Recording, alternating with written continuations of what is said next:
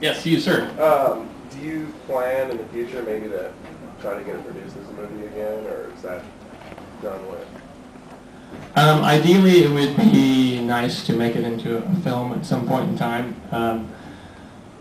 We started a production company, a few friends of mine and myself, and we made a film this last year called Electric Apricot, Quest for Festaroo, which we're like this close to having. In fact, I shouldn't even say anything because I'll jinx it.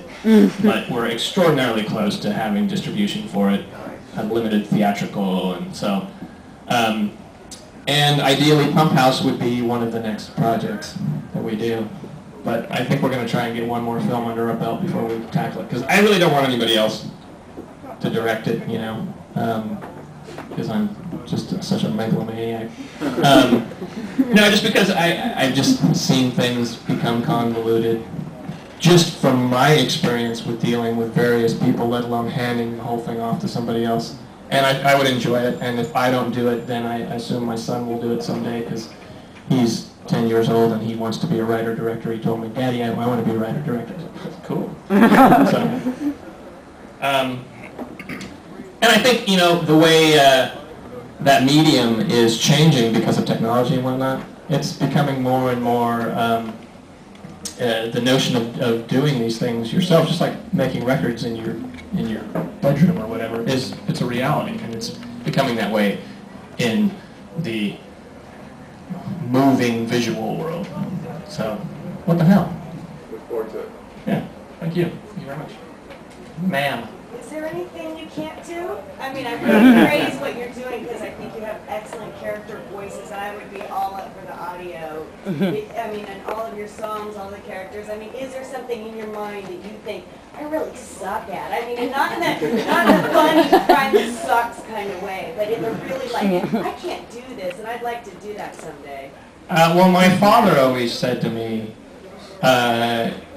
you know, you can't sing for shit, but you can really play that bass. That was always... I think you're a great singer, and I sing as well. Well, I appreciate that, but that's why I've always done these character voices in my music, because I'm just not, you know...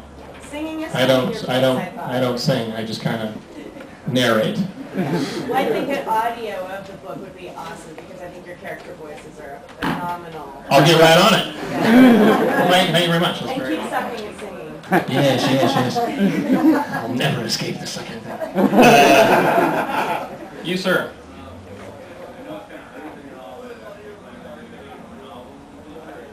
Am I planning on doing any more novels? There are some writing projects that are in various stages of completion. It's kind of like songs, you know, there's notebooks full of lyrics and ramblings and whatnot, and some of it has taken on, you know, more of a long form narrative. So, yeah. And Akashic's been amazing. I mean, Jim, what do you think? Akashic's amazing, man. They're amazing. So, if they'll toss this swill out to the masses, then I'm more than happy to hand some more over to them.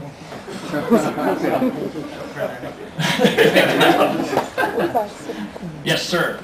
I don't know if you remember when you look like a familiar guy. Yeah. All right. I remember when you traded your car for the Lindrum, and everybody thought that was a stretch. Your name's not Grant, is it? Yes, it is. Yeah. I tried to find that Stanley Clarke album. I couldn't find it. I was looking for it because I remembered I had given it to you when we worked at the Swiss Colony store. Yes, Grant and I used to put on red vests with little flower patterns on them and hand out samples of cheese. We weren't gay or anything like that. Don't worry about that. I was. Hand out samples of beef log and cheese to people that would pass by us at the Hilltop Mall.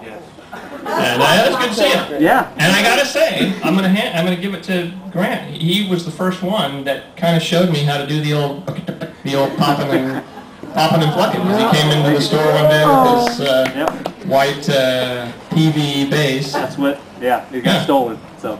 It did? Yeah. Bastards. You still playing? Oh yeah, a little bit. Cool. Are you a San Francisco guy or? No, I work for the Tactical Fire Department now. I live up there. Still working for Swiss Colony? Oh, no. I don't even think there was, but anyway, that And thing... my grandparents live in Vacaville. If the house catches on fire, don't they have a car shop or something up there?